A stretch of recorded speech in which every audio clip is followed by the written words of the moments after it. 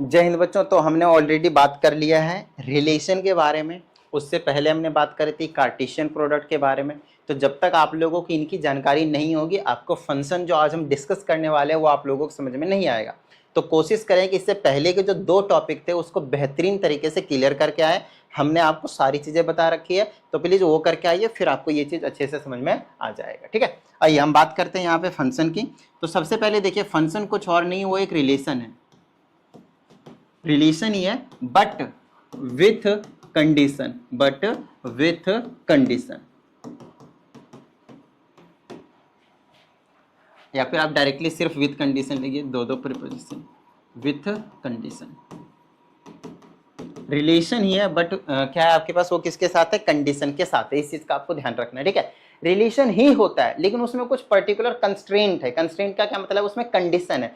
अब क्या कंडीशन है, बस वो आपको समझ लेना है और कुछ नहीं। अगर आपको जब तक रिलेशन नहीं पता होंगे, फंक्शन समझ में नहीं आएंगे, मैं बार बार कह रहा हूं, तो प्लीज रिलेशन वाली जो वीडियो है, जो क्वेश्चंस है, वो प्लीज करके आइएगा, क्योंकि यहाँ पे बार बार हम डोमेन रेंज की बात करेंगे।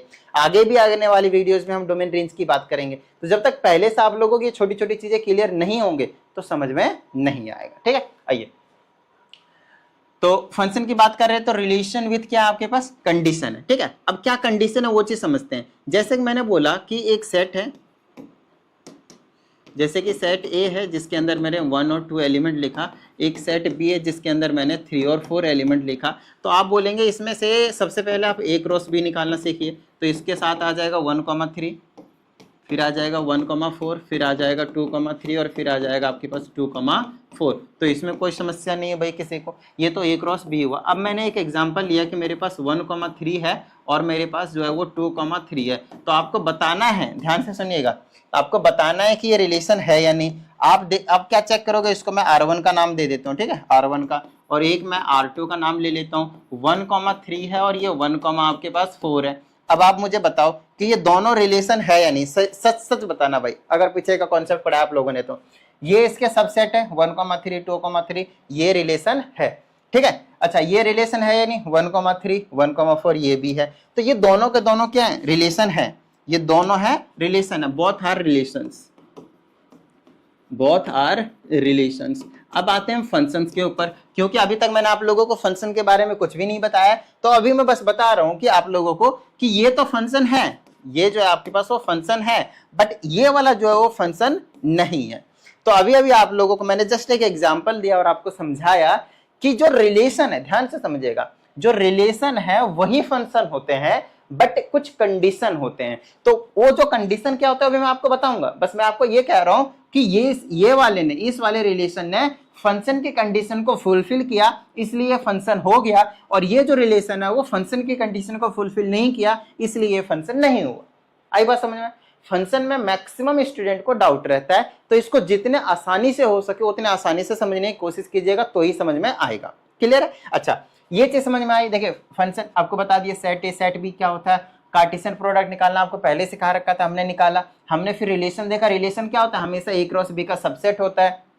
ये क्योंकि सबसेट थे तो ये दोनों के दोनों रिलेशन हो गए। लेकिन फिर फंक्शन क्या होता है, तो फंक्शन रिलेशन ही होता है। तो क्या सारे रिलेशन फंक्शन होंगे, नहीं। आप खुद देख पा रहे हैं यहाँ पे कि ये वाला रिलेशन फंक्शन मैंने बोला, बट इस वाले रिलेशन को मैंने फंक्शन नहीं बोला, क्योंकि ये वाला रिलेशन फंक्शन की कंडीशन को फुलफिल कर रहा था और ये वाला रिलेशन फंक्शन की कंडीशन को फुलफिल नहीं कर रहा था। बताओ कोई समस्या यहाँ तक, डन है, यहाँ तक क्लियर है। अब बात आती है फंक्शन की, सर कंडीशन बता दो, फिर हम तो बस कर देंगे काम। आओ फटाफट हम आपको कंडीशन बता देते हैं, समझिए इसकी डेफिनेशन को समझिएगा। Relation from A to B is said to be function if and only if all elements of set A is mapped with elements of second set, with element of second set।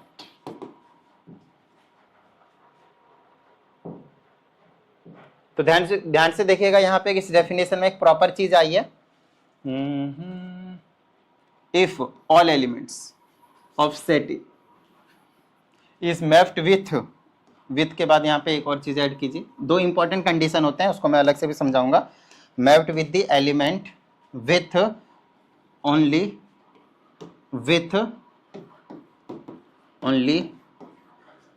One element of set B. ये चीज समझना है भाई, सिर्फ और सिर्फ एक ही element के साथ उसकी मैपिंग हो सकती है। मैपिंग मतलब रिलेशन हो सकता है, ठीक है ना, अभी समझेंगे। यहाँ पे हमने आपको दो कंडीशन बताए। पहली चीज, सभी एलिमेंट सेट ए के मैप्ड होने चाहिए। दूसरी चीज, एक ही एलिमेंट के साथ मैप्ड होनी चाहिए, एक ही एलिमेंट के साथ मैप्ड होनी चाहिए दूसरे सेट के। अब इसको हम एग्जाम्पल से समझेंगे। मैं आपको कुछ नहीं तो 8 से 10 एग्जाम्पल दूंगा, ताकि किसी भी तरह का जो डाउट है वो ना रहे। ध्यान से सुनिएगा, आराम से समझिएगा।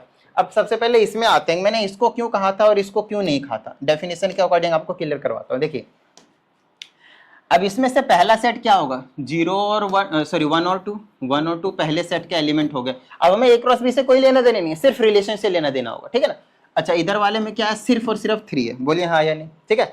अब देखिए, अगर मैं इनकी मैपिंग करता हूँ अकॉर्डिंग टू गिवन रिलेशन, ध्यान से सुनिएगा, अकॉर्डिंग टू गिवन रिलेशन अगर मैं इनकी मैपिंग करता हूँ तो मैं क्या लिखूंगा यहाँ पे, समझिए, अच्छे से समझिएगा।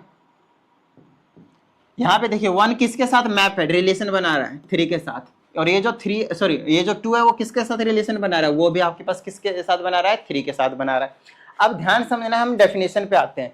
पहली कंडीशन क्या थी, all elements of set A, set ए के मतलब पहले सेट के सभी एलिमेंट का रिश्ता बनना चाहिए, मैपिंग होनी चाहिए। सभी एलिमेंट से एक एक एरो निकल रहा है, मतलब सबका रिलेशन बन रहा है।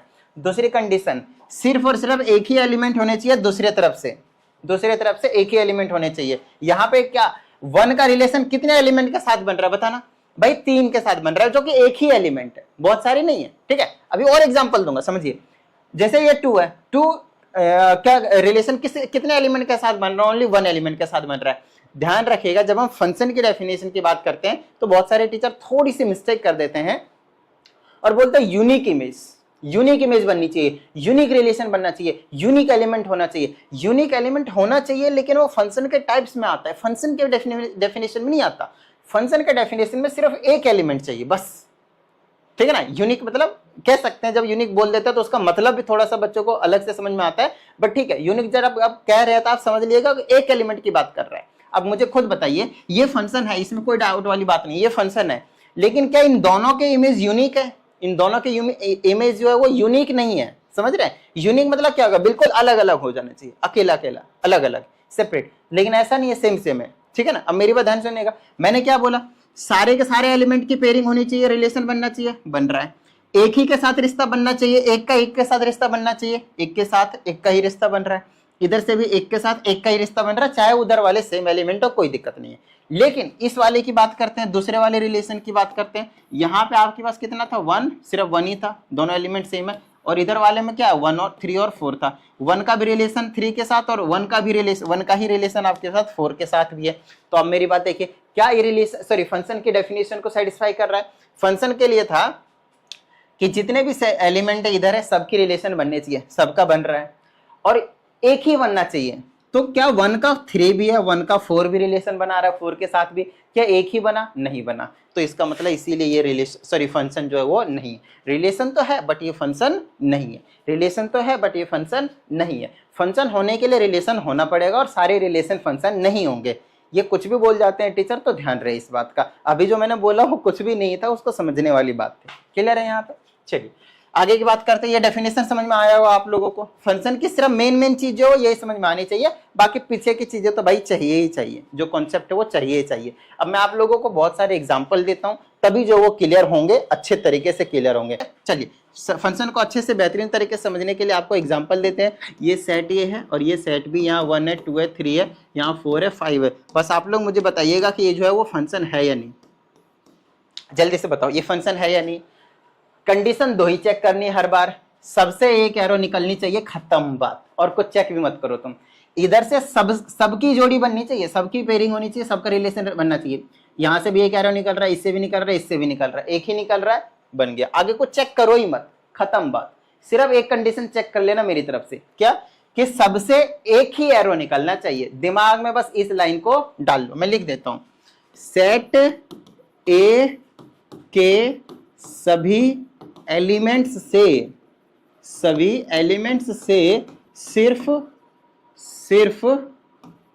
अरे भाई इनको मैं सिर्फ टाइम बर्बाद कर, सिर्फ एक ही एरो निकलनी चाहिए,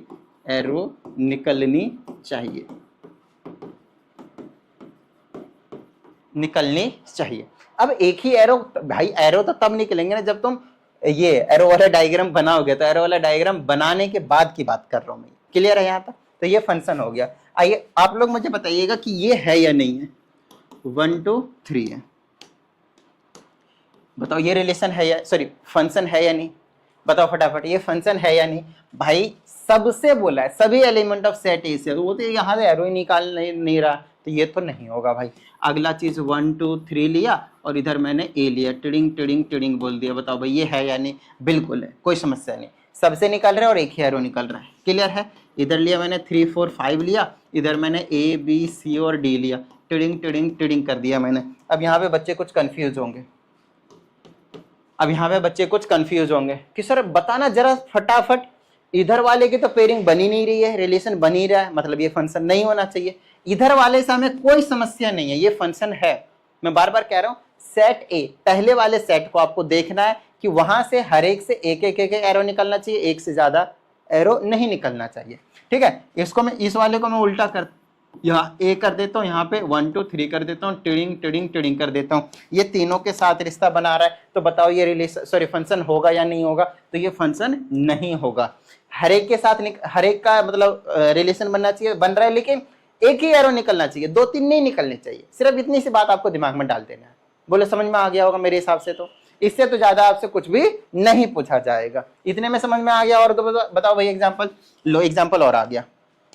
अब जैसे कि ऐसे लिखा रहेगा, तो अगर आपको समस्या होती है तो फटाफट ऐसे कर ले, पहले टिडिंग टिडिंग टिडिंग टिडिंग 1 है, इधर तो 1 ही है बस। इधर क्या है 1 2 3 4 है, 1 2 3 4 है, इसके साथ अकॉर्डिंग टू रिलेशन, ये रिलेशन है, ठीक है ना? ये रिलेशन और फंक्शन है या नहीं वो बताओ। बोले अरे भाई एक ही एलिमेंट का 4 4, ना बाबू, गलत जवाब।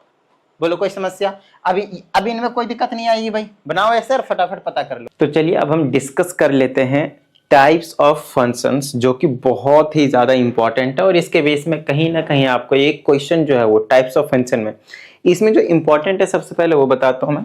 आपके पास एक तो ये 1 1 है, ठीक है ना, 1 1 फंक्शन, और दूसरा जो आपके पास ऑन टू फंक्शन, ठीक है ना।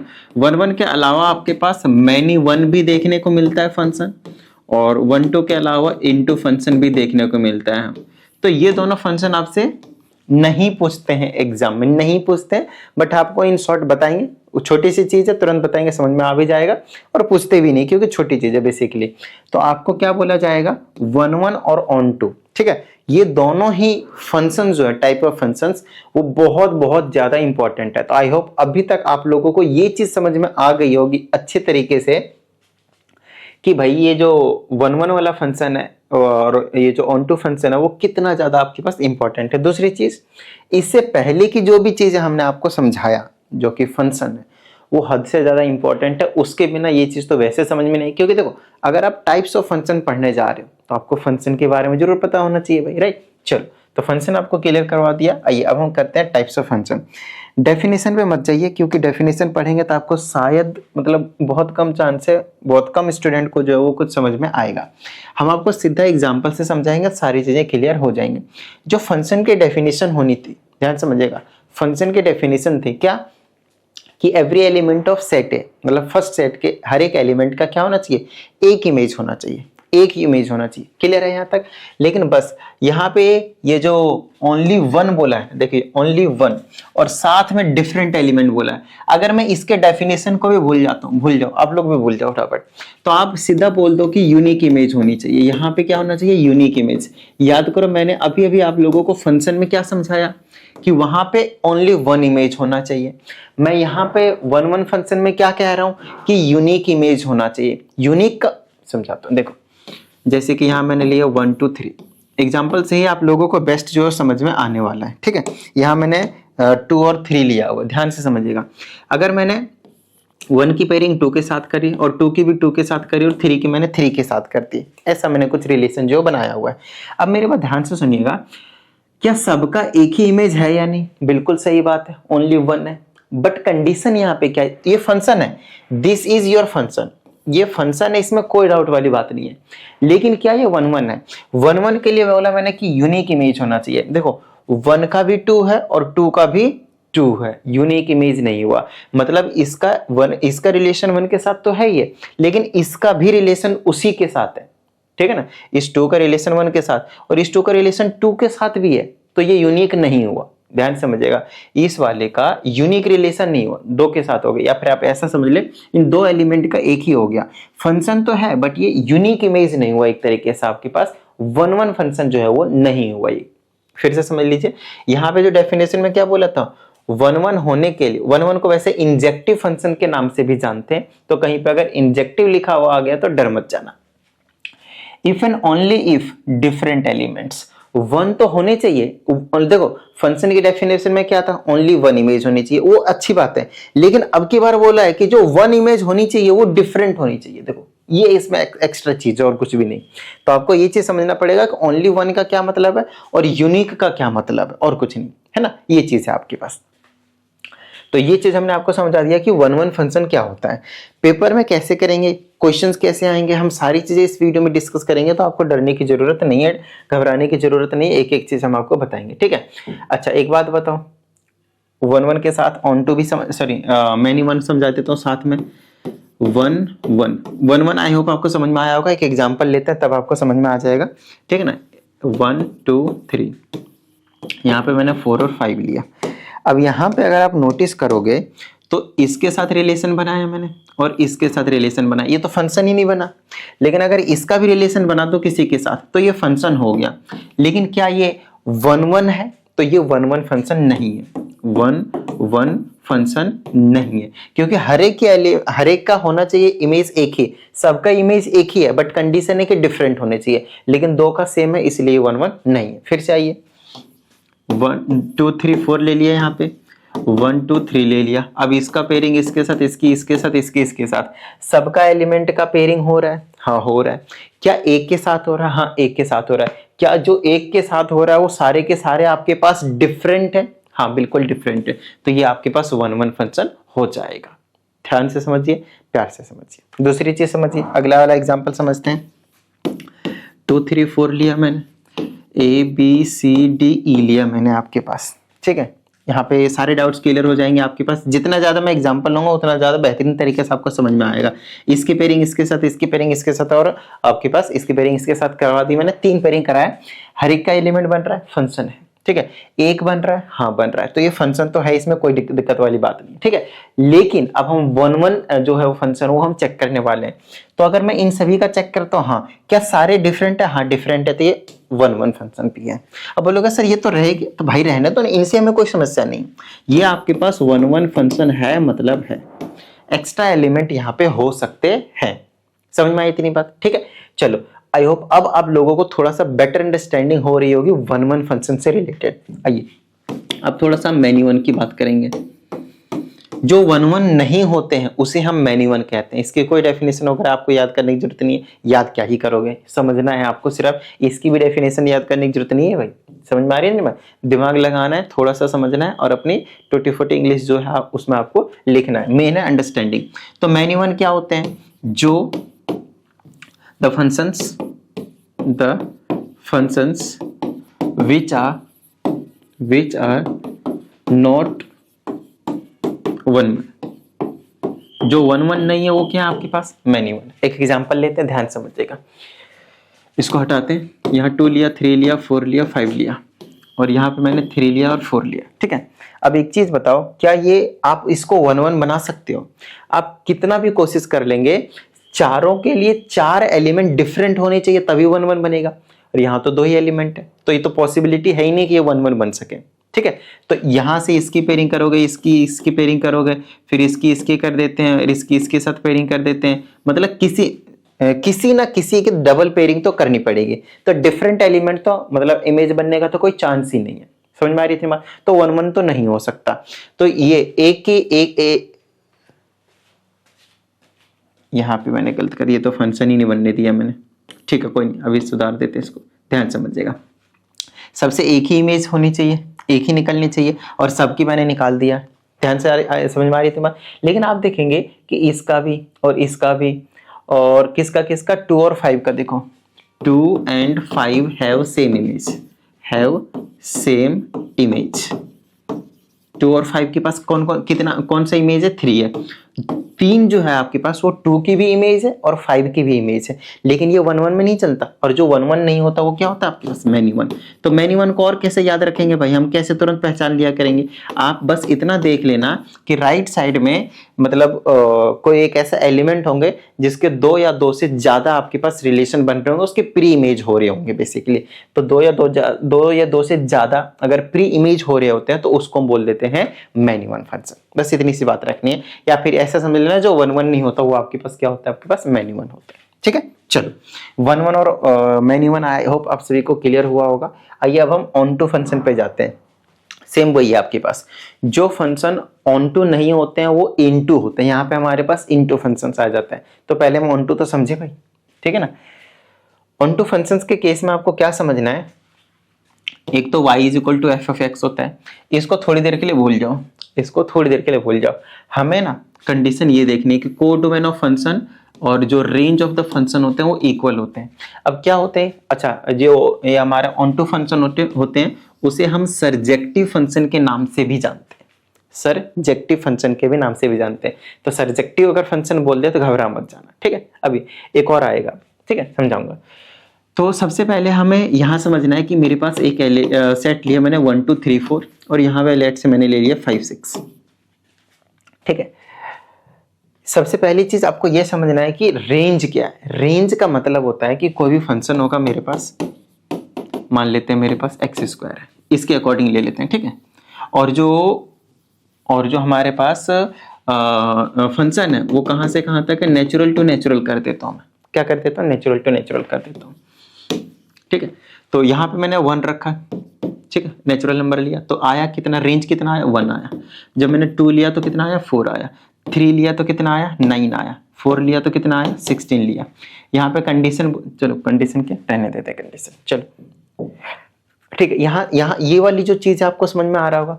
अब जो हमने ये जो चीज दिया है, जो भी हम x की वैल्यूज पुट कर रहे थे उसको हम क्या कह रहे हैं? डोमेन, ठीक है। और यहाँ पे ये जो सेट बी है, ये वाली जो चीज है 1 4 9 16, ये चीज हमने आपको जब रिलेशन करवा रहा था तभी क्लियर करवा दिया था। इनको हम क्या बोलेंगे? रेंज। जो रिलेशन में आ रहे हैं उनको हम क्या कह रहे हैं? रेंज। लेकिन एक और चीज होती है जिसको हम बोलते हैं कोडोमेन। कोडोमेन क्या होता है भाई? कोडोमेन, तो कोडोमेन का मतलब है कंप्लीट सेट बी। यही तो बताया था मैंने आप लोगों को, complete second set, basically second set. तो कंप्लीट सेकंड सेट में है क्या? बताना मुझे। तो कोडोमेन क्या हो जाएगा? नेचुरल नंबर हो जाएगा। क्या हो जाएगा आपके पास? नेचुरल नंबर हो जाएंगे। लेकिन कहता है कि ऑन टू फंक्शन तब होगा जब आपके पास ये जो कोडोमेन है वो और ये जो रेंज है वो दोनों इक्वल हो जाए। मतलब कोडोमेन को 1 4 9 6 होना पड़ेगा, पूरा का पूरा नेचुरल नंबर नहीं होना पड़ेगा। दूसरी चीज, या फिर आप ऐसा बोल लो कि जो रेंज आपके पास 1 4 9 6 है वो आपके पास पूरा सेट है। समझाता हूं, ध्यान समझिएगा, ठीक है। थोड़ी बहुत हो सकती है आप लोगों को कंफ्यूजन हो अभी, लेकिन अभी दूर हो जाएगा, टेंशन मत लीजिए, ठीक है। ओके, यहाँ पे बोला है कि जो कोडोमेन है और ये जो रेंज है वो दोनों के दोनों क्या होने चाहिए? इक्वल होने चाहिए, तभी आपके पास ये जो है ऑन टू फंक्शन बनेगा। दूसरे तरीके से समझाने की कोशिश करता हूं मैं इसको। सेकंड वाले सेट में एक भी एलिमेंट खाली नहीं होना चाहिए, बस इतनी सी बात को दिमाग में डाल दीजिए। सेकंड वाला जो सेट है, दूसरा वाला जो सेट है, उसके एक भी एलिमेंट खाली नहीं होने चाहिए, तब जाकर वो जो है वो बनेगा। क्या बनेगा आपके पास? ऑन टू फंक्शन जो है वो बनने वाला है। एक एग्जांपल ले लेते हैं। 1 2 3 लिया मैंने यहाँ पे और 4 और 5 लिया, इसकी जोड़ी इसके साथ बना हुआ है। समझ में आ रही इतनी बात? और इसकी भी इसके साथ कर देते हैं और इसके भी इसके साथ कर देते हैं। क्या इधर के एक भी एलिमेंट आपके पास खाली दिख रहे हैं? नहीं दिख रहे, राइट। तो ये जो चीज है इधर से जब मैंने फंक्शन में 1 डाला होगा, 2 डाला होगा, 3 डाला होगा, तो क्या आया 4 और 5। और सेकंड सेट में पूरा का पूरा क्या था 4 और 5 ही था। तो आपका रेंज क्या आया बताना मुझे, रेंज क्या आया, रेंज आपके पास 4 और 5 आया, इधर वाले 4 और 5 आया। अच्छा को डोमेन क्या है, को डोमेन का मतलब complete second set, complete second set क्या है बताना मुझे, वो भी तो 4 और 5 ही है। क्या ये बात समझ में आई आप लोगों को, क्या ये दोनों सेम नहीं है रेंज और को डोमेन। जब रेंज और को डोमेन सेम टू सेम हो जाते हैं, इक्वल हो जाते हैं, तो वो फंक्शन ऑन टू फंक्शन कहलाते हैं। क्या इधर कोई भी एलिमेंट खाली है, नहीं बचा, हमेशा नहीं बचेगा, कभी नहीं बचेगा, तभी ऑन टू फंक्शन होगा। लेट्स से थोड़ी देर के लिए मैंने यहाँ पे 6 लिख दिया, लेट्स से मैंने यहाँ पे थोड़ी देर के लिए 6 लिख दिया, तो क्या अब ये ऑन टू फंक्शन रहेगा, नहीं, अब ये आपके पास ऑन टू फंक्शन नहीं रहेगा, क्योंकि इधर के जो एलिमेंट है वो खाली रहेगा। क्यों, क्योंकि देखो रेंज क्या आएगा 4 और 5, और कोड डोमेन क्या हो जाएगा 4 5 6 हो जाएगा भाई। अब की बार कोड डोमेन मतलब कंप्लीट सेकंड सेट, वो 4 5 6 हो जाएगा। क्या ये दोनों इक्वल है, कभी नहीं भाई, इक्वल नहीं है। जब इक्वल नहीं होता ये ऑन टू फंक्शन नहीं है, क्लियर है। अच्छा जो ऑन टू नहीं होते वो क्या होते हैं, इनटू होते हैं। तो ये जो फंक्शन अभी हमारे यहाँ पे निकाला है उसको हम कौन सा फंक्शन बोलेंगे, इनटू फंक्शन बोलेंगे।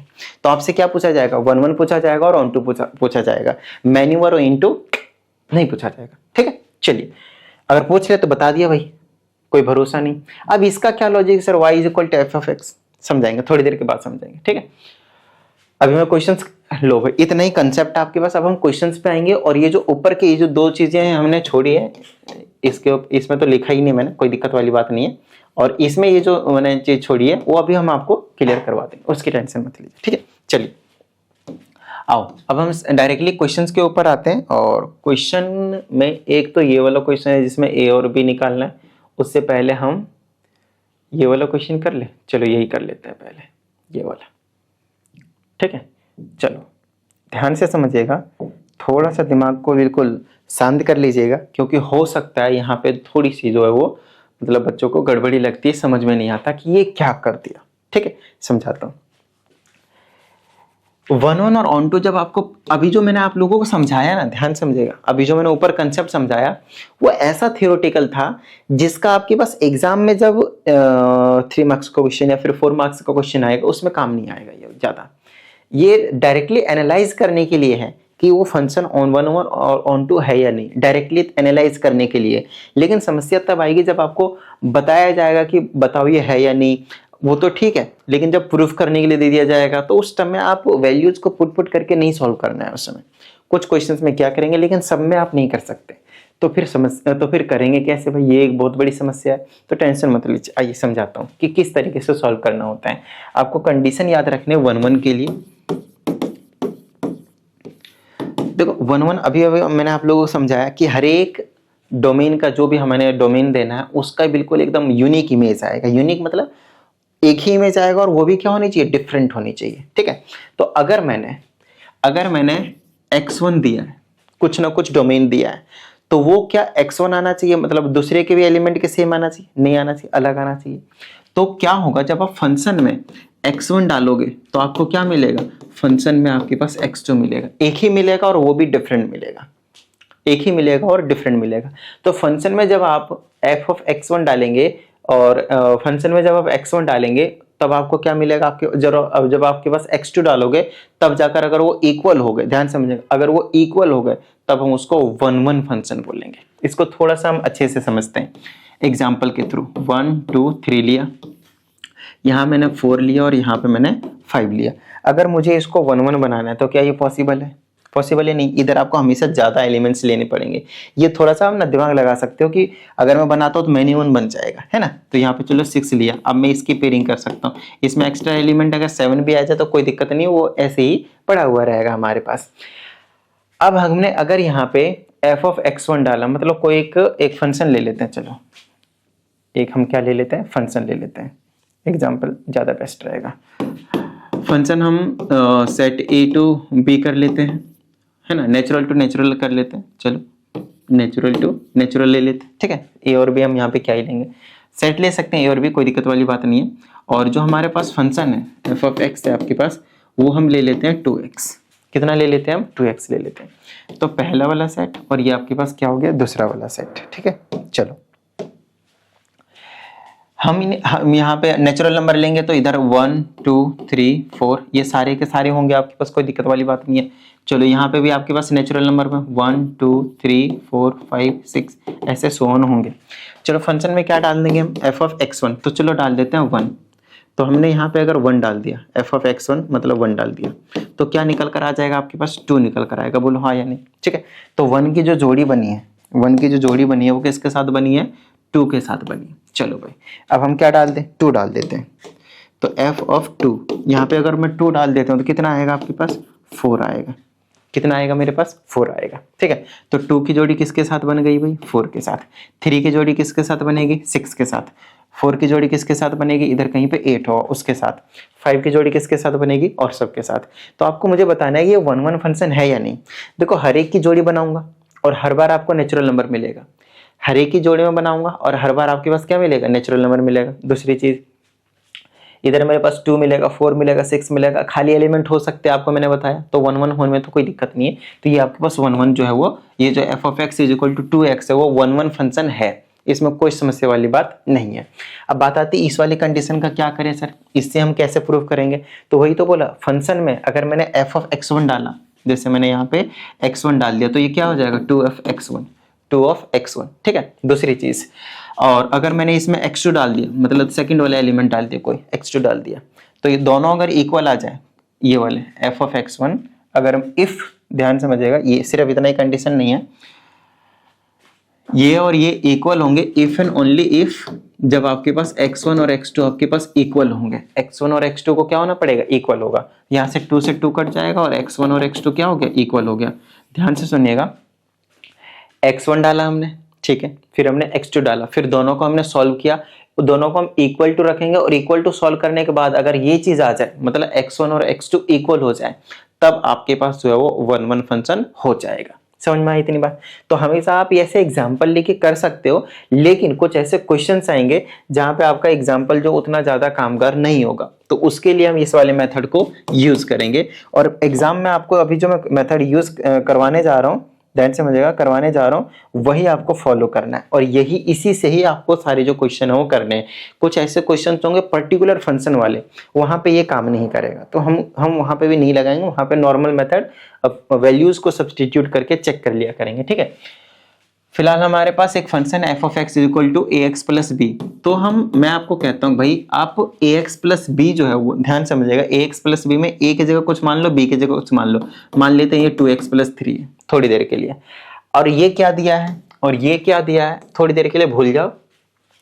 और फंक्शन रियल टू रियल है, ये हमें समझना है, फंक्शन रियल टू रियल है, थोड़ी देर के लिए ये सब भूल जाओ। अब हमें चेक करना है कि ये 1 1 है, ऑन 2 है, ए और बी कोई नंबर है यहाँ पे, हमने रियल नंबर ले लिया है, यहाँ पे कुछ भी नंबर ले लिया हमने, कोई दिक्कत नहीं। इस फंक्शन को हमें चेक करना है कि ये 1 1 और ऑन 2 क्या है। ठीक है, फिर वहां पे क्या एक्स्ट्रा इन्फॉर्मेशन दिया ताकि आप ए और बी की वैल्यू निकाल सको, वो हम आपको बता देंगे, उसको भूल जाइए। अभी समझिए कि क्वेश्चन में ये नहीं देकर क्या दे रखा है, ये दे रखा है, और ये भी इन्फॉर्मेशन नहीं है और ये भी इन्फॉर्मेशन नहीं है, ऐसा भी समझ लीजिए। तो F of X is equal to क्या है मेरे पास, 2x प्लस 3 है। तो जब मुझे 1 1 चेक करना होगा, 1 1, जब हम मुझे 1 1 चेक करना होगा, तो मैं एफ ऑफ x1 और एफ ऑफ x2 जो है वो प्रूफ करने की कोशिश करूंगा, और यहां से अगर मेरे पास x1 और x2 इक्वल आ गया तो मैं बोल दूंगा कि ये 1 1 है, और इक्वल नहीं आया तो बोलूंगा 1 1 नहीं है, खत्म बात। ठीक है, चलो पुट करो यहाँ पे, तो यह आ जाएगा 2 of x1 plus 3 is equal to 2 of x2 plus 3। यहाँ से 3 से 3 कैंसिल हो जाएगा, तो बचेगा 2 of x1 is equal to 2 of x2, 2 से 2 कैंसिल हो गया, x1 is equal to x2। उसके बाद आप लिख दोगे बस, hence it is an 1 1 function, it is a 1 1 function. समझ में आई इतनी बात, इतनी बात समझ में आ गई। तो 1 1 फंक्शन प्रूव करेंगे, बस इतना ही करना है आपको पेपर में, फाइनल पेपर में आपको सिर्फ और सिर्फ इतना करना है 1 1 के लिए। अब बात करेंगे ऑन 2 के लिए, तो पहले आप F of X is equal to क्या ले लो, 2x प्लस 3 ले लो। ठीक है, 2x प्लस 3 ले लो। चलो अब हमें ऑन टू फंक्शन प्रूव करना है। ऑन टू फंक्शंस के लिए तो कुछ ऐसा पर्टिकुलर केस नहीं बताया था मैंने, बस चेक करना बताया था कि भाई इधर के खाली नहीं होने चाहिए, भाई उससे ये इसको नहीं प्रूव करना। इसका भी जैसे मैंने 1 1 का बताया वैसे ऑन टू का भी है। क्या है ऑन टू का, आपके पास इस पूरे फंक्शन को y मानना है। देखिएगा स्टेप्स को ध्यान से समझिएगा, आसान है, कोई दिक्कत वाली बात नहीं है। ये ना होता ही y है, तो y इज इक्वल टू क्या आ गया मेरे पास, 2x प्लस 3। 2x प्लस 3, ठीक है। यहाँ से आप x की वैल्यू निकालोगे तो हो जाएगा y माइनस 3। वहाँ पे लिखा नहीं था कि y is equal to F of X होना चाहिए या फिर F of X is equal to Y, लिख लो, एक ही बात है। तो अभी हम इसका यूज करेंगे, अभी समझाऊंगा। y x की वैल्यू निकालो, इधर रख दो, इज इक्वल टू 2x, और यहाँ से x की वैल्यू निकालेंगे तो y माइनस 3 डिवाइडेड बाई 2 आया, ठीक है। यहाँ तक क्लियर है। अब एक बात, एक चीज चेक करो कि यहाँ पे ये जो y है, पहले वाला सेट क्या होता है, हमेशा x होता है, और दूसरे वाले सेट में क्या होता है, हमेशा y होता है, ठीक है। ऐसा होता है हमेशा, ठीक है। ये जो y है वो दूसरा वाला सेट है, और यहाँ पे दूसरा वाला सेट क्या है, रियल नंबर है। ये x है आपके पास, और ये क्या मेरे पास y है। तो डोमेन भी रियल नंबर है आपके पास, और जो भी रेंज निकल कर आएगा आपके पास वो भी आपके पास रियल नंबर है, या फिर कोडोमेन भी आप रियल नंबर बोल सकते हो। ये जो y है हमारे पास, y, क्या वो रियल नंबर यहाँ हो सकता है या नहीं हो सकता है। ओवरऑल आपको क्या करना है, ऑन टू फंक्शन प्रूफ करने के लिए सिंपल तरीके बता रहा हूँ। जो भी फंक्शन दिया होगा उसको इक्वल टू वाई माना मैंने इक्वल टू वाई, और वहां से x के टर्म में x की वैल्यू निकाल देनी y के टर्म में। देखो x की वैल्यू निकाल दी हमने, x की वैल्यू निकाल दी हमने y के टर्म में। फिर y का डोमेन चेक कर लेना है कि y का डोमेन क्या होगा। यहाँ पे डोमेन रेंज आप लोगों को पता है, समझ में आ रही थी। डोमेन रेंज हमने आपको क्लास 11 में बता रखा है, तो कैसे निकालते हैं हर एक डिफरेंट टाइप के फंक्शंस के। तो अगर नहीं पता तो प्लीज एक बार वो देख लीजिएगा। तो यहाँ पे डोमेन का मतलब y की जगह वैल्यू में क्या पुट कर सकता हूँ, भाई मर्जी कुछ भी पुट करो, कोई ऐसी कंडीशन नहीं कि नॉट डिफाइंड हो जाए। स्क्वायर रूट वाले फंक्शन में नॉट डिफाइंड होता है जब नेगेटिव वैल्यू आ जाती है, रैशनल फंक्शन में नीचे जीरो नहीं आना चाहिए आपके पास, तब नॉट डिफाइंड हो जाता है। तो यहाँ पे तो ऐसा कोई कंडीशन नहीं दिख रहा, y की जगह आप कुछ भी पुट कर सकते हो। तो क्या ये और ये मैच हुआ, y belongs to real number, और यहाँ पे y belongs to real number. It means what, yes it is onto to फंक्शन। बस इतना ही करना है आपको, समझ में आ रही है इतनी बात। आपको सिर्फ और सिर्फ क्या करना है, इतना ही करना है। अच्छा, ये वाली चीज क्या है, x इज इक्वल टू क्या है मेरे पास, y माइनस 3 डिवाइडेड बाई 2। तो इसको चेक करने के लिए आपको क्या करना है, f of x is equal to क्या हो जाता है आपके पास, y निकल कर आएगा हमेशा। तो फंक्शन में आप x की वैल्यू पुट कर दो। फंक्शन क्या था मेरे पास, f of x is equal to क्या था, 2x plus 3।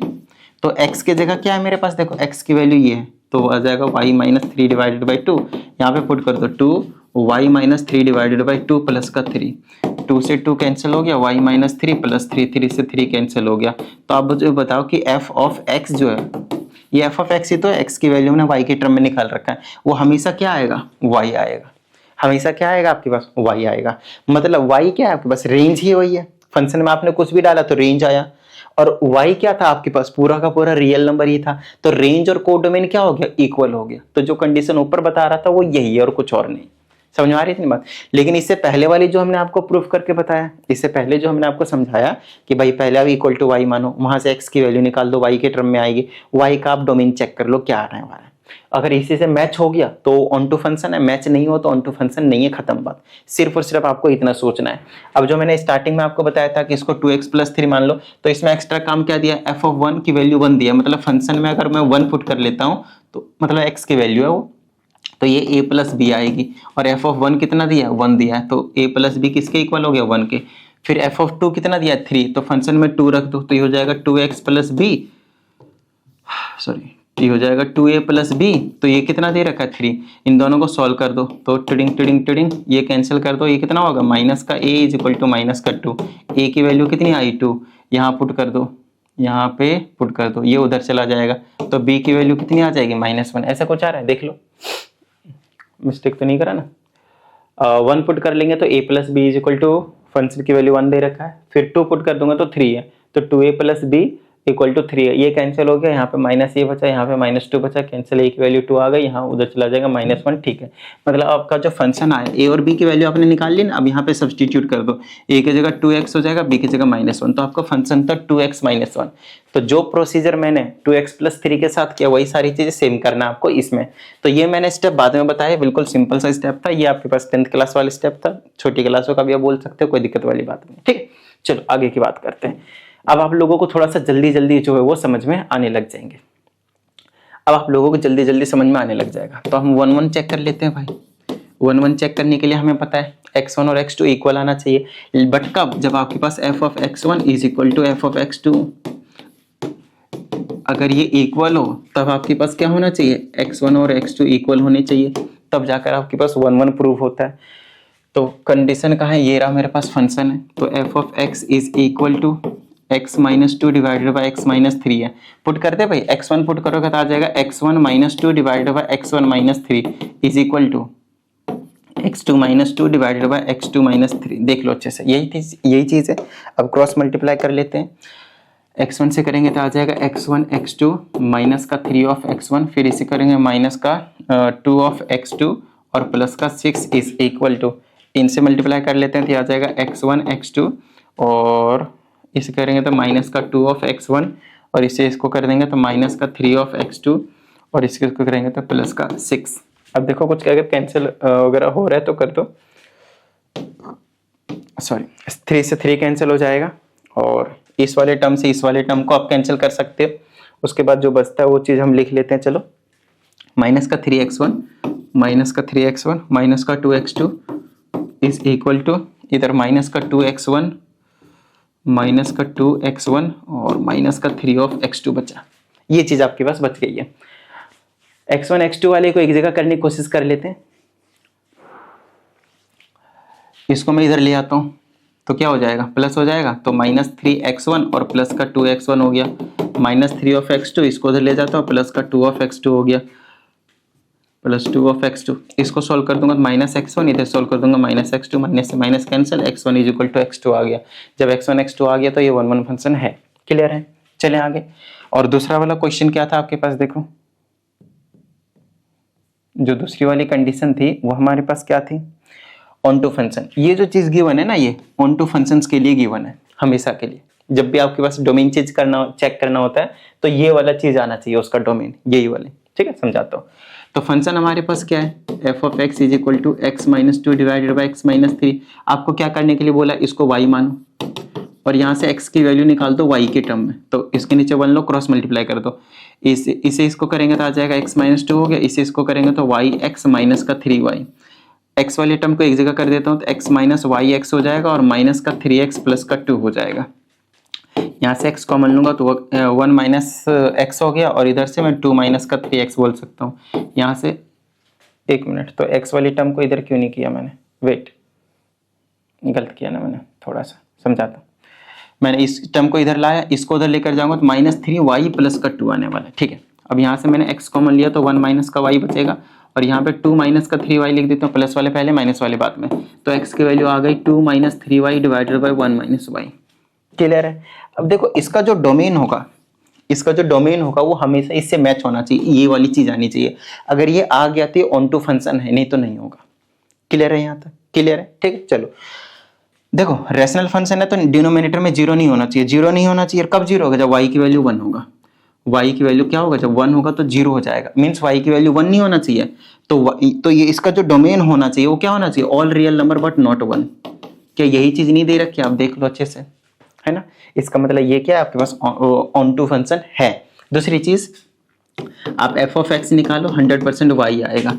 F of x का मतलब क्या है, एक्स की वैल्यू आपने ये जो निकाला है ना, मतलब x के जगह पे आपको क्या पुट करना है, 2 minus 3y divided by 1 minus y लेना है।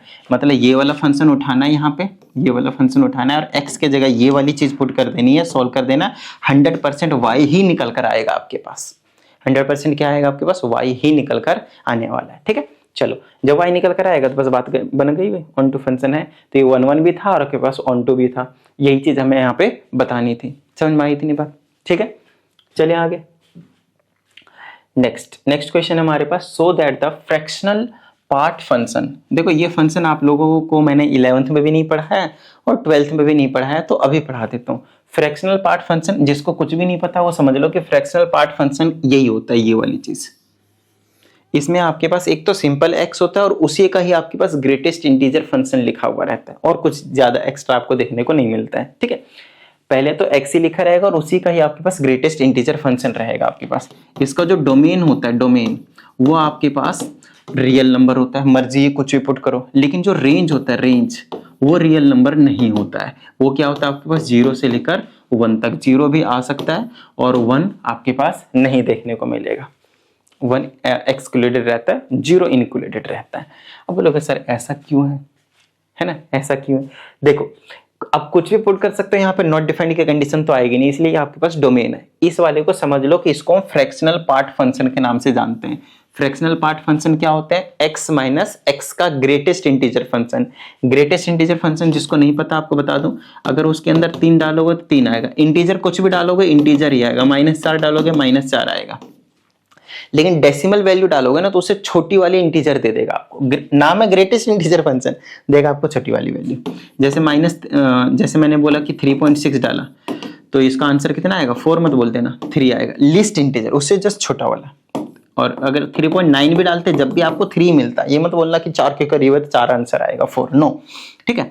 अच्छा, नेगेटिव वैल्यू डालता हूं तो -3.6, पता है क्या आएगा? -4। बोलोगे सर बढ़ा दिया, अरे कैसे बढ़ा दिया, कैसी बात करते हो? -3.6 से छोटा कौन सा इंटीजर होगा? -4 होगा, दिमाग से खेलो, ठीक है। 0 डालोगे 0 आएगा भाई, कोई दिक्कत वाली बात नहीं है। तो आई होप आपको समझ में आया होगा कि ग्रेटेस्ट इंटीजर फंक्शन क्या कर रहा है आपके पास, ठीक है। चलो, अब आपको समझ में आएगा कि इसका ये जो रेंज है वो ये कैसे आ गया, इसका ये जो रेंज है वो ये कैसे आ गया आपके पास, ठीक है। समझाता हूं, देखिएगा।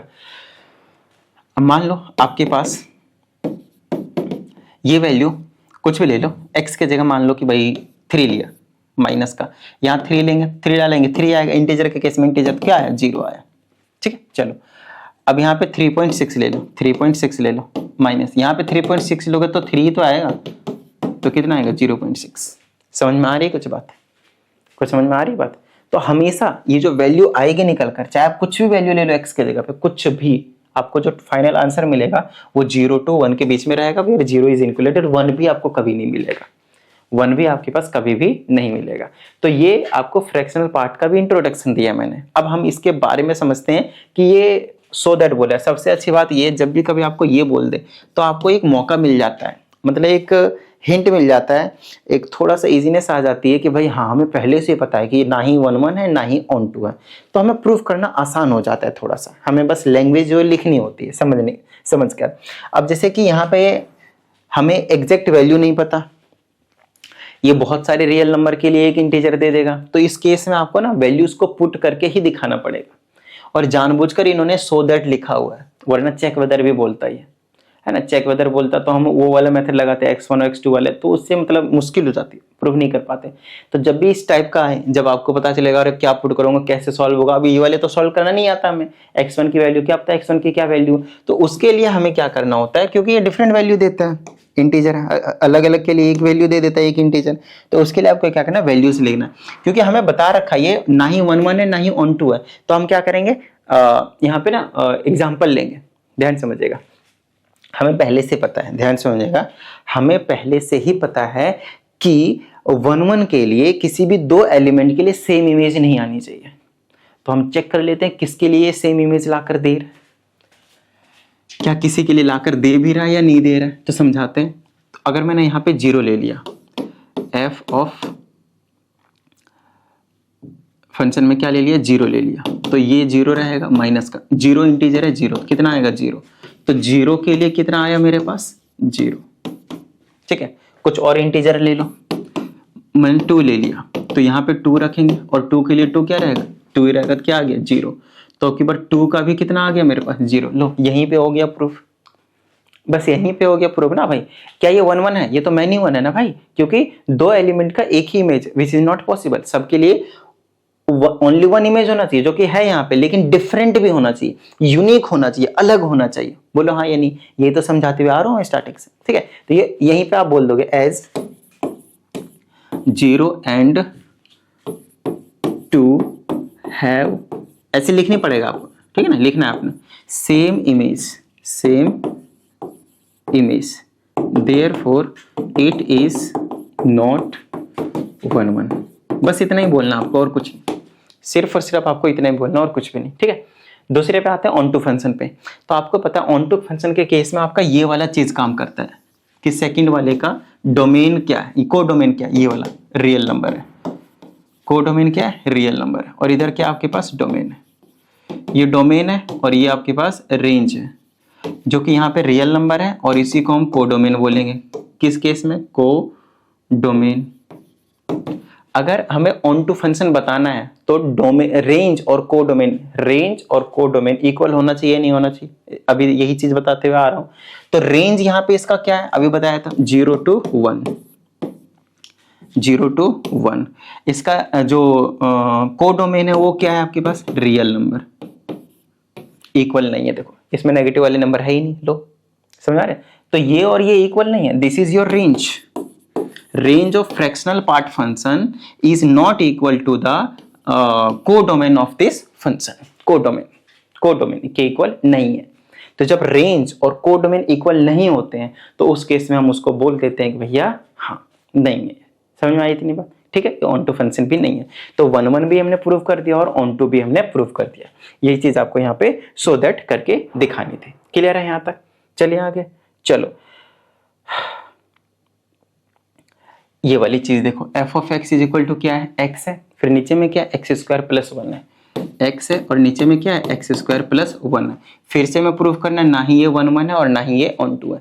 एक तो तरीका है मैं न्यूमेरिक वैल्यू लूँ, तुरंत बता दूंगा, लेकिन इस केस में आप वो वाला काम कर सकते हो x1 और x2 को प्रूव करने के लिए। तो x1 ले लो, x1 यहाँ आ जाएगा x1 का square plus 1 is equal to x2 और x2 का स्क्वायर प्लस 1। क्रॉस मल्टीप्लाई करके सॉल्व करने की कोशिश करो। x1 और x2 इक्वल आएगा ही नहीं। जब इक्वल नहीं आएगा, जैसे करता हूँ मैं, इनसे करता हूँ तो आ जाएगा x1 और x2 का square plus x1 is equal to x1 का स्क्वायर x2 प्लस x2। अब आप कितना भी कोशिश कर लो आपके पास इक्वल नहीं आएंगे। मैं कोशिश करता हूँ, है ना, इसको इधर ले आऊं, इसको इधर ले आता हूँ, यह आ जाएगा x1 x2 का स्क्वायर माइनस x1 का square x2 is equal to x2 minus x1। इन दोनों में से x1 x2 कॉमन ले लेता हूँ, x1 x2 कॉमन ले लूंगा तो यहाँ पे बचेगा x2 minus x1 is equal to x2 minus x1। इससे ये कैंसिल हो जाएगा तो x1 और x2 का प्रोडक्ट 1 आया। x1 और x2 का प्रोडक्ट क्या आया, 1 आया। तो x1 इज इक्वल टू क्या हुआ, 1 बाई x2। तो as x1 is not equal to x2 therefore it is not 1 function. Clear है, डन है। ऑन टू फंक्शंस के लिए क्या करोगे, ऑन टू फंक्शंस के लिए क्या करोगे, देखो हमने क्या बोला था, फंक्शन को y मान लेना, y मान लिया हमने, ठीक है। उसके बाद क्या करने के लिए बोला था कि x की वैल्यू निकालना, x की वैल्यू निकालना। इधर से निकालो x की वैल्यू, तो यह आ जाएगा y x की square plus y is equal to x। अब x वाली टर्म को एक जगह करो तो ये हो जाएगा y x की square minus x is equal to minus y हो जाएगा ना, ये प्लस था तो माइनस का y हो जाएगा। यहाँ से आप कितना भी कोशिश कर लो x की वैल्यू निकाल ही नहीं पाओगे, ठीक है। तो बस यहाँ पे बोल दोगे कि range is not equal to codomain. जब ऐसे नहीं निकाल पाओगे ना तो उस केस में जो रेंज और कोडोमेन इक्वल होगा ही नहीं कभी।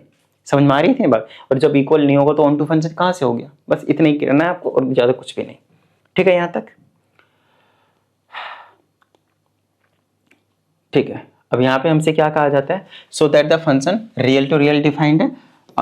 ये फंक्शन है 3x की square plus 5 for all x belongs to is many one into function. Many one into function का क्या मतलब है, देखो मैनी वन का क्या मतलब हो गया, वो 1 नहीं है, और इंटू फंक्शन का क्या मतलब है, ये ऑन टू नहीं है। तो लैंग्वेज चेंज किया, rest everything is exactly same. उसके अलावा कुछ भी आपके पास यहाँ पे अलग नहीं है। तो ये ना ये 1 है ना ही ये ऑन टू है। जो 1 नहीं होते मैनी वन होते। एक minute, so that the function this is for all x belongs to this many one into function. Many one into function मतलब, हाँ बिल्कुल सही, मैनी वन है, इसका मतलब 1 नहीं है, ठीक है। तो वही केस है जो अभी ऊपर क्वेश्चन पूछा था, वही है, बस लैंग्वेज चेंज कर दिया, 1 और ऑन टू नहीं है, ये चीज आपको प्रूफ करना है। तो क्वेश्चन के लैंग्वेज को थोड़ा सा समझना है, जानबूझकर इस तरह के क्वेश्चंस मैंने इसमें डाले हुए हैं। और ये क्वेश्चन दोबारा से आ गया मेरे हिसाब से, x-1 x-2 वाला, ये वाला क्वेश्चन अभी ऊपर था ना, यहाँ पे x-2 और x-3 था। तो क्वेश्चन बिल्कुल सेम है, आप देख लो। तो ये वाली चीज आई होप आपको अब आपको इस वाले क्वेश्चन में तो कोई समस्या नहीं आनी चाहिए मेरे हिसाब से, ठीक है। चलो हाँ, अब ये जो चीज है आपको थोड़ा सा जो है वो समझने की जरूरत है, ठीक है। चलो हम आप लोगों को इसके बारे में समझा देते हैं।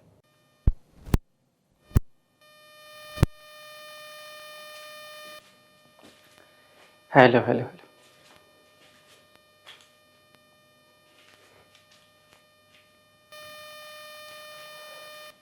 ठीक है। तो ये जो नंबर वाला कॉन्सेप्ट है कि नंबर ऑफ टोटल रिलेशंस के, सॉरी रिलेशंस कह रहा हूँ, फंक्शंस कितने बनेंगे, नंबर ऑफ 1 फंक्शन कितने बनेंगे, number of on two functions कितने बनेंगे।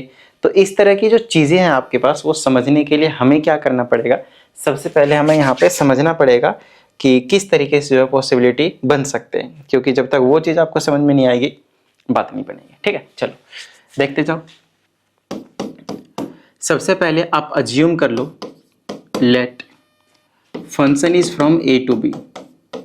फंक्शन किससे किससे रिलेशन कर रहा है, ए टू बी।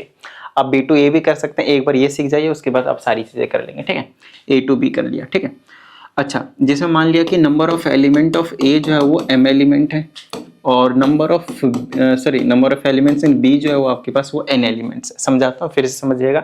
पहला वाला सेट लिया जिसमें आपके पास m एलिमेंट्स है, दूसरा वाला सेट लिया जिसमें आपके पास n एलिमेंट्स है। तो आपको समझना है कि टोटल नंबर ऑफ फंक्शंस कितने बनेंगे, फंक्शंस कितने बनेंगे। एक एग्जांपल लेकर बताऊं, समझाता हूँ, देखना ध्यान से समझिएगा, आसानी समझ में आ जाएंगे।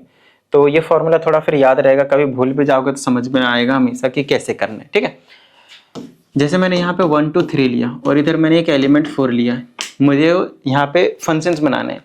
तो यहाँ पे आप, क्योंकि सबकी पेयरिंग करनी जरूरी है, सबका रिलेशन बनना है, इस तरह से बनाना पड़ेगा। तो सिर्फ और सिर्फ जो नंबर ऑफ फंक्शंस आएंगे वो सिर्फ और सिर्फ एक आएंगे, एक से ज़्यादा पॉसिबल ही नहीं है। लेकिन अगर मैंने यहाँ पे 1 ले लिया, 2 ले लिया, 3 ले लिया, और यहाँ पे मैंने 2 एलिमेंट लिए 4 और 5, तो मुझे पता करना है कि इसमें टोटल फंक्शंस कितने बन सकते हैं। ठीक है, यहाँ पे ये समझ गए तो बात बन जाएगी। समझाता हूँ, देखो पहली चीज, सबकी जोड़ी इसके साथ कर दूं तो एक फंक्शन बना। ठीक है, फिर अगर मैं इसके साथ कर दूं तो एक और फंक्शन बन गया, तो 2 फंक्शन हो गए। ये तो 2 फंक्शन ओके।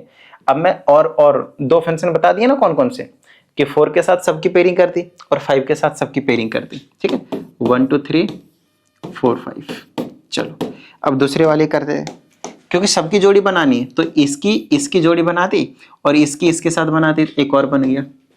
अरे बात समझ में। ठीक है, अच्छा ऐसा नहीं तो और भी तो कर सकता हूँ भाई, 1 2 3 है और 4 5 है आपके पास, इनकी जोड़ी जो है वो इसके साथ बना दी और इसके साथ भी बना दी और इसकी जोड़ी इसके साथ बना दी, तो एक और हो गया, 4 हो गए हमारे पास। क्या हो गया, 4 हो गए। और बनाते हैं, और कितने पॉसिबिलिटी है, 1 2 3 है आपके पास, यहाँ पे मेरे पास 4 और 5 है। ठीक है, चलो उसके बाद मैंने क्या करा, 1 और 2 की इसके साथ पेयरिंग करी थी, अब 2 और 3 के साथ करता हूँ, तो इसकी और इसके साथ करता हूँ, फिर 1 की इसके साथ हो गए, एक और हो गया। चलो और बनाते हैं, 1 2 3 4 और 5। ठीक है, चलो 1 और 3 की जोड़ी हमने किसके साथ बना रखी है, सॉरी 2 और 3 के 4 के साथ बनाई थी। अब 2 और 3 का जोड़ी जो है 5 के साथ बना देते हैं और 1 का 4 के साथ बना देते हैं, तो एक और बन गया। कितना बन गया, 2 2 4 2 6 बने ना। और बनाने की कोशिश करते हैं, पहले 1 2 की जोड़ी बनाई थी, फिर मैंने 2 3 की जोड़ी बनाई है, अब 1 3 की जोड़ी बना लेते हैं भाई। ठीक है, 2 और बनेंगे, टोटल 8 बनेंगे, 1 2 3 और यहाँ पे आपके पास 4 और 5 हो गया। ठीक है, 1 और 3 की जोड़ी इसके साथ कर लेते हैं और 2 की इसके कर देते हैं, एक और बन गया। फिर 1 और 3 की, 1 2 3 4 और 5, 1 और 3 की इसके साथ कर लेते हैं, 4 की इसके साथ कर लेते हैं, एक और हो गया। तो 1 2 3 4 5 6 7 8, टोटल जो आपके पास फंक्शंस बने हैं वो 8 बने हैं। कितने बने आपके पास, टोटल 8 बने हैं। तो ये जो कंसेप्ट अभी मैंने किया वो आपको समझ में आया। अब इसी तरह से और भी कोई आप एग्जांपल लेते हैं ना, जब आप 3 का लोगे तो बहुत ज्यादा चला जाएगा, तो उतना भी आपको लेने की जरूरत नहीं है। ठीक है, हाँ राइट साइड अगर 3 लेते हो तो आप लेफ्ट साइड क्या करना, एक ही ले लेना, खत्म बात, एक ही ले लेना, समझ में आ जाएगा। तो ये भी यहाँ से ऐसा करके एक और दिखा देता हूँ मैं। जैसे इधर मैंने एक एलिमेंट लिया और इधर मैंने 3 ले लिए, चलो 2 3 4 लिख लेते हैं। ठीक है, एक की इसके साथ कर दिया, एक बना। फिर ऐसा हो सकता है एक की इसके साथ कर दें, एक और बन गया। हो सकता है फिर एक की इसके साथ कर दें, एक के इसके साथ कर दे, एक और कोई पॉसिबिलिटी नहीं बनेगा भाई, तो कोई दिक्कत नहीं। इसके टोटल 3 फंक्शन बनेंगे। अब इनमें आपको जो मैं पैटर्न फॉलो करने की जो कोशिश है, जो बताने की कोशिश कर रहा हूँ, वो ये है कि हमेशा इसका जो फॉर्मूला होता है टोटल नंबर ऑफ फंक्शंस, वो क्या होता है, कभी भूल जाओ तो ऐसे करके आप बना लेना। वो होता है आपके पास n की पावर m। ठीक है ना, जो बेस में आएगा नंबर ऑफ एलिमेंट्स किसका, सेकंड सेट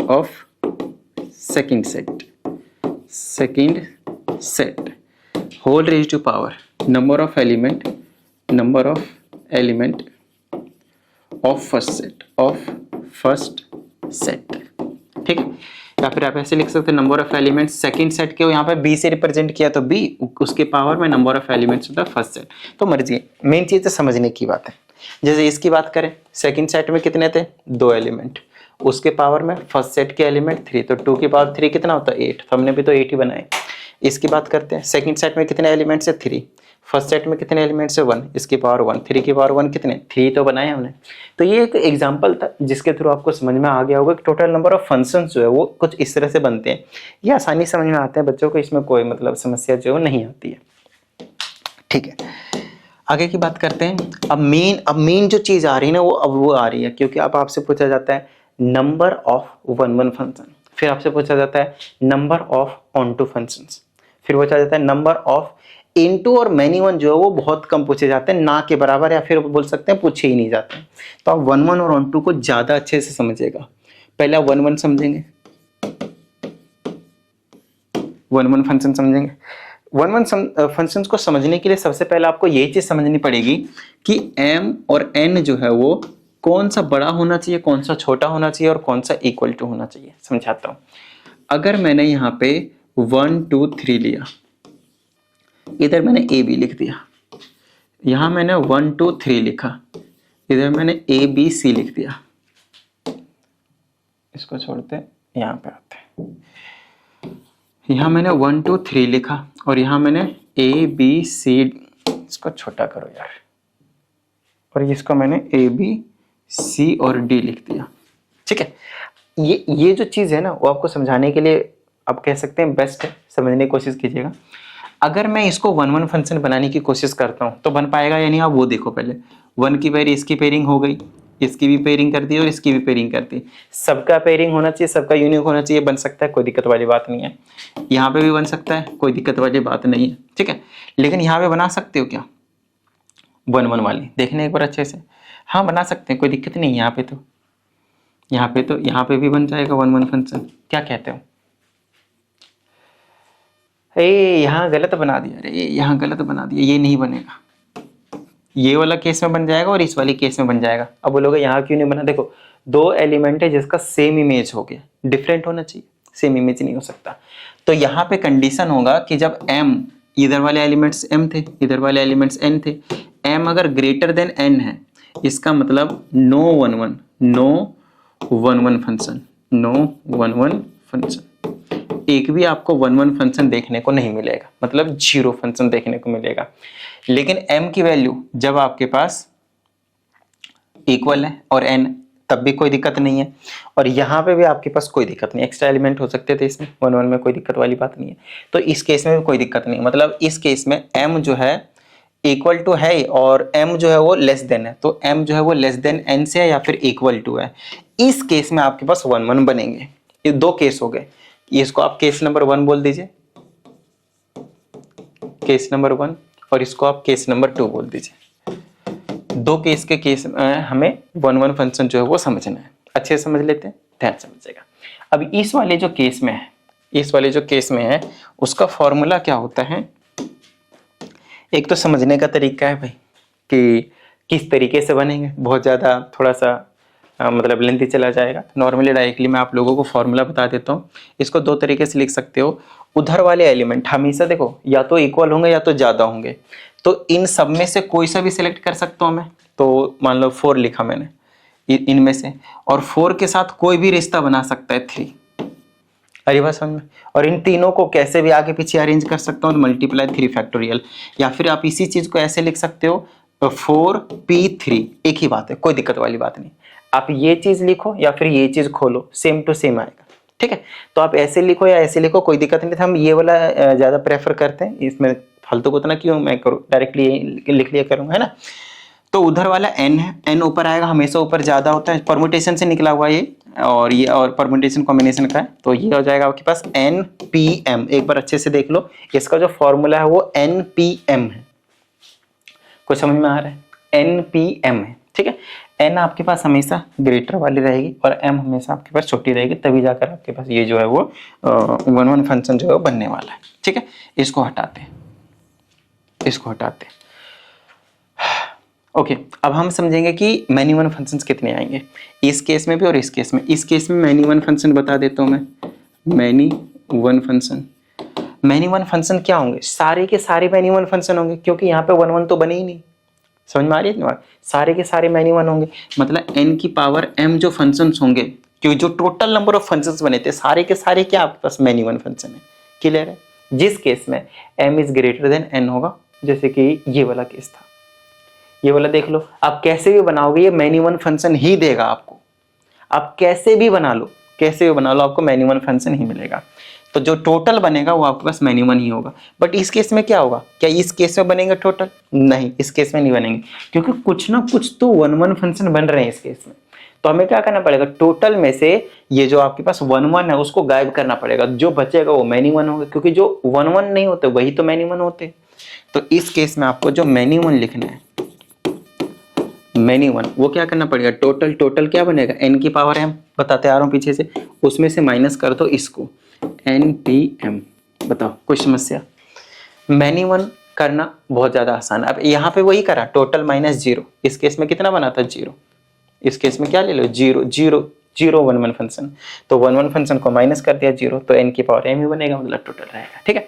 और इस केस में जो बना उसको माइनस कर दिया। तो मैनी वन का कोई फॉर्मूला याद नहीं रखना, और इनटू वाले का भी अभी बताऊंगा, उसको भी साइड रखो, वहां थोड़ा उल्टा प्रोसेस है। तो वन वन और मैनी वन तो बहुत ज्यादा आसान है भाई, देख लो आप अच्छे से। ठीक है? इससे अगला वाला जो आता है आपके पास, वो आता है आपके पास ऑन टू फंक्शन। वो आता है आपके पास ऑन टू फंक्शन। जो क्वेश्चंस आपके में दे रखे हैं वो बिल्कुल मतलब 3 सेकेंड्स 4 सेकेंड्स वैसे वाले क्वेश्चन है, 5 सेकेंड्स, इससे ज़्यादा क्वेश्चंस, मतलब लेंथी क्वेश्चंस नहीं है आपके पास। मतलब वो जो क्वेश्चंस दिए हैं आपके पास, वो क्वेश्चंस या तो आप कह सकते हैं एमसीक्यूज में आएंगे, या फिर 1 मार्कर क्वेश्चन जो विदाउट ऑप्शन में आते हैं वो दे सकते हैं। अदरवाइज अगर हो सके तो 2 पार्ट बनाकर 2 मार्क्स का क्वेश्चन जो वो दे सकते हैं। On to functions, number of on to functions समझिएगा, number of on two functions, कितने नंबर ऑन टू फंक्शंस बनेंगे वो चीज़ें। फिर से यहाँ पे हम वही देखेंगे कि कब कब कंडीशन है जो आपके पास ऑन टू फंक्शन बना सकता है। 1 2 3 1 2 3 1 2 3 ए बी सी डी, ऐसे करके 4 हमने ले लिया। क्या इस केस में आपके पास वन वन फंक्शन बन सकते हैं? देख लो अच्छे से, इसके साथ करा दी। इधर खाली नहीं रहना चाहिए था, on to function, one one कह दिया, क्या बोल दिया उसको, ऑन टू फंक्शन। इधर वाले में ऑन टू फंक्शन में एक भी खाली नहीं होना चाहिए, मतलब इसकी भी पेयरिंग, इसकी पेयरिंग, इसकी भी पेयरिंग होनी चाहिए, और इधर फंक्शन होने चाहिए। कहीं पता चले तुम अलग से ही कर दो भाई, है ना? तो ये फंक्शन भी है और ये मैनी वन है, कोई दिक्कत वाली बात नहीं है। बट ये ऑन टू फंक्शन फिलहाल हमारे लिए यहाँ पे कामगार हो रहा है कि इधर खाली नहीं है और फंक्शंस के रूल्स को भी फॉलो कर रहा है। ये तो है ही है, कोई दिक्कत नहीं, ये भी फॉलो करा, ये भी फॉलो करा। इस केस में अगर मैं इसकी पेयरिंग करता हूँ, तो क्या मैं इसकी पेयरिंग किसी के भी साथ करा सकता हूँ? देख लो अच्छे से। अगर मैं मान लो सबकी जोड़ी बनानी जरूरी इधर वाले की, लेकिन अगर मैंने इसको इसके साथ बना दिया तो ये फंक्शन ही नहीं रहेगा, एक ही एलिमेंट का 2 इमेज बन जाएंगे, फिर कैसे बात बनेगी? पॉसिबल ही नहीं है। तो इस केस में आपके पास एक भी ऑन टू फंक्शन नहीं बनेंगे। तो इस केस में ये m है और इधर वाले क्या है? n है। तो केस 1 ले लो, जो भी ऊपर किया था वही आपके पास केस 1। जब आपके पास m की वैल्यू लेस देन n है तो इस केस में आएगा no on to function, no on to function, एक भी फंक्शन ऑन टू जो है वो देखने को नहीं मिलेगा। आप सीधा बोल सकते हो 0 मिलेगा। ठीक है? दूसरी चीज केस 2 ले लो, केस 2 ले लो। केस 2 के केस में आपके पास क्या है?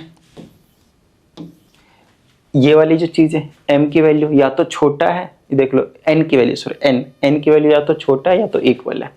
तो n की वैल्यू या तो छोटा है या तो इक्वल है, तो इस केस में बनते हैं। इस केस में क्या होता है? आपके पास बनते हैं। अब मेरे बात ध्यान से सुनिएगा, आपके पास आपके सिलेबस में वैसे इसमें इंक्लूजन एक्सक्लूजन प्रिंसिपल से बहुत लंबा फॉर्मूला बनता है, आप लोगों को उस फॉर्मूला को सॉल्व भी नहीं करना। आपको जो दिया जाएगा, इवन यहाँ तक कि जो जेई में क्वेश्चंस आते हैं उसमें भी उतना ज़्यादा तगड़ा नहीं आता। 3 एलिमेंट ऐसे करके दिए जाते हैं, 2 एलिमेंट या 3 एलिमेंट दिए जाते हैं दूसरे वाले में। तो दूसरे वाले में या तो 2 एलिमेंट देंगे या तो 3 एलिमेंट देंगे। तो आपको सिर्फ 2 और 3 के लिए याद रख लेना, बाकी के लिए ज़्यादा टेंशन नहीं लेना है। इस केस में वैसे हम उल्टा करते हैं, पहले इंटू फंक्शन पता करते हैं, उसको हम माइनस कर देते हैं टोटल में से, तो जो हमें मिलता है उसे हम ऑन टू फंक्शन बोलते हैं। अब इंटू फंक्शन कितना होता है वो चीज़ आपको समझना है। जब 2 एलिमेंट होंगे, ध्यान समझिएगा, इधर यहाँ पे व्हेन इसमें when n is equal to 2 element, जब n की वैल्यू 2 होंगे और इधर 3 4 5 6 कितने भी हो सकते हैं और m की वैल्यू ग्रेटर देन और इक्वल टू 2 होंगे, ये चीज समझिएगा। इधर जो है वो 2 ही एलिमेंट होंगे और इधर 2 या 2 से ज्यादा कितने भी हो सकते हैं। तो इस केस में नंबर ऑफ ऑनटू फंक्शंस क्या होते हैं पता है, पहले टोटल निकालो, उसमें से इनटू हटा दो, तो जो टोटल होंगे टोटल कितने होंगे, this upon this power this, n की पावर m, n की जगह 2 एलिमेंट होंगे, 2 ही लिया हमने, और m की जगह फिलहाल जितने भी होंगे m 2 या फिर 2 से ज्यादा कितने भी हो सकते हैं, पावर हमने m लिख दिया। ये टोटल हुआ, टोटल में से मैनी वन फंक्शन गायब कर दो, मैनी वन फंक्शन। अब मैनी वन कितने होंगे वो मैनी वन कह रहा हूँ ये वाले, एक सेकंड, मैंने आपको बताया यहाँ पे ये चीज, हमें ऑन टू फंक्शन निकालना है तो हमें इनटू फंक्शन गायब करना पड़ेगा। ओके, तो इनटू फंक्शंस कितने होंगे ध्यान समझिएगा। इनटू फंक्शन मतलब खाली रहना पड़ेगा, मतलब रहना पड़ेगा। मान लो इधर मैंने 1 2 3 लिया, इधर मैंने ये लिया, तो 1 2 3, एक मैंने खाली रखना है। इनटू फंक्शंस का क्या मतलब है, एक खाली रहना है तो रखना है। अगर पीछे नहीं समझ आया तो आप समझ लेना, जो ऑन टू नहीं होता वो क्या होते हैं, इनटू होते हैं। समझ में आ रही है इतनी बात। और इनटू होने के लिए एक ना एक एलिमेंट खाली होना चाहिए, मतलब होना चाहिए किधर, कोटोमेन में, ठीक है। तो ये वाले को मैंने क्या कर दिया, खाली छोड़ दिया, तो ये चीज बन गई मेरे पास। यहां से ये चीज एक बन गया, और 1 2 3, एक और खाली रखना है मुझे, तो 1 2, ये वाला खाली रख दिया और 3 इसके साथ कर दिया मेरे पास। तो मेरे हिसाब से वैसे ये मैनी वन फंक्शन बन भी रहा था, तो वैसे इनटू फंक्शन है, तो 1 और 1 2 बना, तो माइनस का 2 कर देंगे। तो आप इसको डायरेक्टली फॉर्मूला याद रख सकते हो, कोई दिक्कत वाली बात नहीं, क्योंकि आपको 2 एलिमेंट और 3 एलिमेंट वाले ही क्वेश्चन दिए जाएंगे जो दूसरे साइड में होंगे। तो जब ये तो केस 1 हो गया, दूसरा वाला केस जब n की वैल्यू 3 होगा, m की वैल्यू 3 या फिर 3 से ज्यादा हो सकता है, कितना भी हो सकता है, कोई दिक्कत वाली बात नहीं है। तो इस केस में हम क्या करेंगे, टोटल कितना है आपके पास, टोटल तो 3, सेकेंड एलिमेंट में 3 है, इधर की पावर में कितना भी हो सकता है, 3 या 3 से ज्यादा। तो ये टोटल में से इनटू फंक्शन माइनस करना पड़ेगा। इनटू फंक्शन कितना होता है इस केस में, 3 2 की पावर है -1। ये आपको याद रख लेना बस, क्योंकि अगर मैं अभी इसको ड्राइव करवाने लग गया तो इंक्लूजन एक्सक्लूजन में सारा टाइम चला जाएगा, और आपके सिलेबस में वो है भी नहीं इंक्लूजन एक्सक्लूजन, तो टेंशन लेने की कोई जरूरत है नहीं अपने को, ठीक है। तो आपको क्या समझना है, ये वाली चीज समझनी भाई, ये वाली चीज समझनी। और इंक्लूजन एक्सक्लूजन अगर आता है तो परमुटेशन कॉम्बिनेशन वाले चैप्टर में आपको समझ में आएगा, यहाँ पे नहीं। वो 11th क्लास का था, वैसे भी आप लोगों को आना चाहिए अगर आप लोग जेईई वगैरह की प्रिपरेशन कर रहे हैं तो, अदरवाइज 11th 12th में तो कोई दिक्कत वाली बात नहीं, ठीक है। तो चलो ये जो चीज है आपको बस इतना ही याद रखना, इससे ज्यादा कुछ भी याद नहीं रखना आपको ऑन टू फंक्शंस निकालने के लिए। और इनटू फंक्शंस पूछ लिया तो इनटू फंक्शन सीधा, जब 2 एलिमेंट के लिए तो 2 ही आएगा, और 3 एलिमेंट के लिए तो ये चीज आएगी। बस इतना याद रख, इतना ही पूछा जाएगा आपसे। समझ में आ रही है इतनी बात। ये ऑन टू फंक्शंस बता दिया हमने कि किस तरीके से निकालेंगे। फिर आपसे पूछा जाता है नंबर ऑफ बाइजेक्शन फंक्शन। आपको एक चीज बता दें, जो फंक्शन 1 1 भी हो, ध्यान से समझिएगा, जो फंक्शन 1 1 भी हो और जो फंक्शन ऑन टू भी हो, उन दोनों फंक्शंस को मिला देते हैं तो उसे हम बाइजेक्शन फंक्शन बोलते हैं, या फिर उस फंक्शन को हम 1 1 ऑन टू फंक्शन बोलते हैं, ठीक है। यहां तक जो फंक्शन 1 1 भी हो और ऑन टू भी हो उसको हम 1 1 ऑन टू फंक्शन बोलते हैं, नहीं तो उसको हम बाइजेक्शन फंक्शन बोलते हैं। तो आपको नंबर ऑफ बाइजेक्शन फंक्शंस भी पूछा जा सकता है। तो फिर से वही बात करेंगे भाई कि जो दोनों कंडीशन को सेटिस्फाई करे वो ऐसा कौन सा होगा। तो 1 2 3 लिया, ए बी लिया, इसको यहां रखते हैं, 1 2 3 लिया, ए बी लिया, 1 2 3 लिया, ए बी सी डी लिया, ठीक है। इस केस में देखते हैं क्या ये 1 1 तो नहीं बनाएगा, देख लो अच्छे से, 1 1 बना रहा है, सॉरी ऑन टू नहीं बना रहा है, ऑन टू भी बना रहा है क्या, 1 1 कहाँ बना रहा है, 1 1 तो बन ही नहीं रहा। हमें ऐसे देखना है जो 1 1 भी हो और ऑन टू भी, ऑन टू तो है लेकिन ये 1 1 नहीं बना रहा, तो इसको तो हम ले ही नहीं सकते, क्योंकि हमें बाइजेक्शन देखना है। बाइजेक्शन का मतलब 1 1 भी हो और ऑन टू भी हो। इसको देखते हैं, ये बना रहा है, ये तो सेम ले लिया ना, तो इसमें सी लिख डालो और एक इसमें सी लिख डालो भाई, ठीक है। ये इसके साथ, ये इसके साथ, ये इसके साथ 1 1 है 1 1 है। क्या ये ऑन टू भी है? हाँ ऑन टू भी है। चलो भाई अच्छी बात है, 1 1 भी है, ऑन टू भी है, क्या बात है, खतरनाक। मतलब ये काम करेगा क्या? ये काम करेगा। 1 1 है, क्या ये ऑन टू है? नहीं, ये इन टू है, खाली रह गया, तो ये हमारा काम नहीं करेगा।